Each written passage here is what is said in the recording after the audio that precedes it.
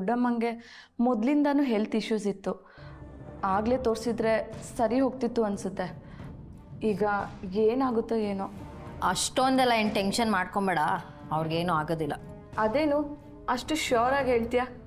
ಅವ್ರಿಗೆ chest pain ಇದ್ದಾಗ ಒದ್ದಾಡಿದ್ದು ನೀನು ನೋಡಿದ್ಯಾ ತಾನೆ? ನಾನೇನು ಹೇಳಿದೆ ಅಂದರೆ, ಆ ಡಾಕ್ಟರ್ ಶ್ರಾವಣಿ ಅವ್ರ ಕಡೆಯವರಲ್ವಾ, ಹಾಗಾಗಿ ಅವ್ರನ್ನ ಬಿಲೀವ್ ಮಾಡ್ಬೋದು ಅಂತ ಹೇಳಿದೆ ಅಷ್ಟೆ. ನನಗೆ ನಿನ್ನ ಮೇಲೆ ಡೌಟ್ ಬರ್ತಾ ಇದೆ. ಏಕೆ?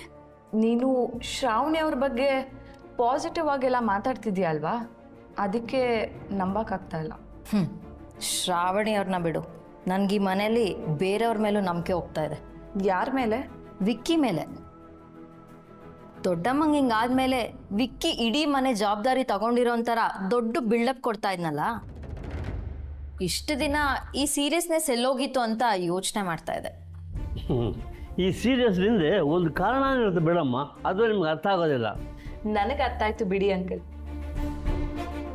ಏನು ಅರ್ಥ ಆಯ್ತು ನಿಂಗೆ? ಯೋಚನೆ ಮಾಡು, ಗೊತ್ತಾಗುತ್ತೆ. ಏಯ್, ಏನು ಹೇಳೋದು? ಶ್ರಾವಣಿ ಅವ್ರು ಇವಾಗ ಫೈನಾನ್ಸ್ ಆಫೀಸರ್ ಅಲ್ವಾ, ಅದಕ್ಕೆ ಅವನಿಗೆ ಜವಾಬ್ದಾರಿ ಜಾಸ್ತಿ ಆಗಿದೆ. ಓ, ಹಿಂಗ ವಿಷಯ? ಇನ್ನೂ ನಿಂಗೆ ಅರ್ಥ ಆಗಿಲ್ಲ ಅನ್ನೋದು ನನಗೆ ಶಾಕ್ ಆಗ್ತಾ ಇದೆ.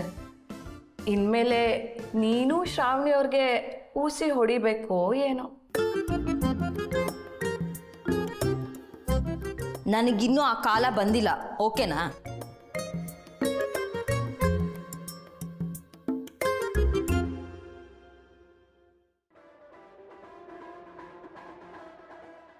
ಡಾಕ್ಟರ್, ಅತ್ತೆಗೇನೂ ಆಗಿಲ್ವಲ್ಲ?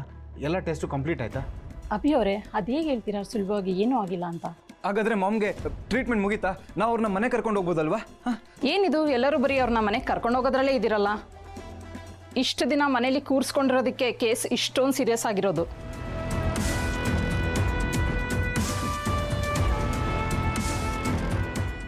ಸೀರಿಯಸ್ಸಾ?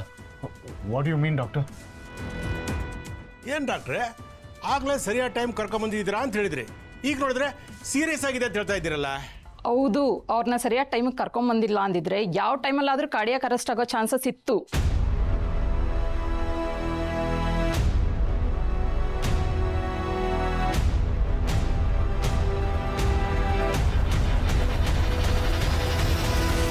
ಅವ್ರನ್ನ ಸರಿಯಾದ ಟೈಮಿಗೆ ಕರ್ಕೊಂಬಂದಿಲ್ಲ ಅಂದಿದ್ರೆ ಯಾವ ಟೈಮಲ್ಲಾದರೂ ಕಾರ್ಡಿಯಾಕ್ ಅರೆಸ್ಟ್ ಆಗೋ ಚಾನ್ಸಸ್ ಇತ್ತು. ಅಂದರೆ ಕಾರ್ ಆಕ್ಸಿಡೆಂಟ್ ಬಗ್ಗೆ ತಾನೇ ನೀವು ಮಾತಾಡೋದು? What you mean? ಕಾರ್ ಆಕ್ಸಿಡೆಂಟಾ?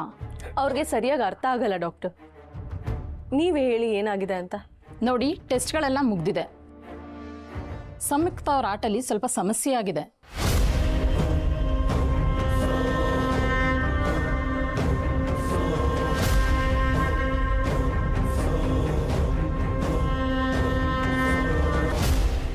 ಅವರಿಗೆ ಇಮಿಡಿಯೇಟ್ ಆಗಿ ಆಪರೇಷನ್ ಮಾಡಲೇಬೇಕು.